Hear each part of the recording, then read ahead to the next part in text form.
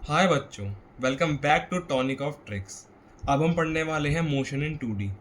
इसमें हम स्टार्टिंग करनी होगी हमें स्केलर्स एंड वेक्टर्स से। वेक्टर पता होना बहुत इंपॉर्टेंट होता है। सबसे पहले आते हैं स्केलर्स एंड वेक्टर्स पर। स्केलर क्या होता है? स्केलर स्केलर होते हैं वो फिजिकल क्वांटिटीज जिनका केवल मैग्नीट्यूड हो। मैग्नीट्यूड, जिनके केवल मैग्नीट्यूड होता है। वेक्टर्स होते हैं जिनका मैग्नीट्यूड भी हो और डायरेक्शन भी हो, दोनों चीज़ हो। फॉर एग्जांपल वेलोसिटी,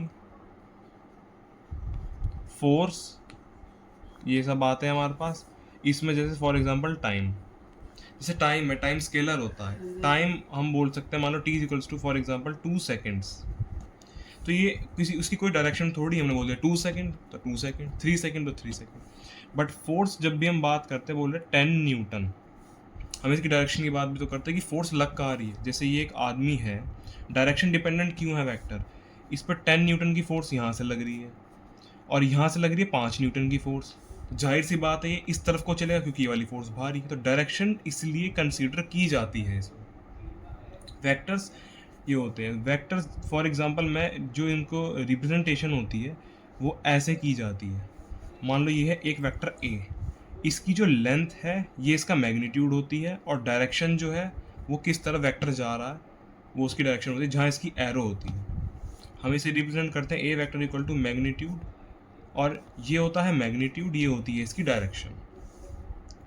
उसके बाद आता है इक्वालिटी ऑफ वेक्टर्स। दो वेक्टर इक्वल कब होते हैं? जैसे ये एक वेक्टर है ए वेक्टर, ये दूसरा वेक्टर है बी वेक्टर। अगर दोनों के मैग्नीट्यूड बराबर हैं,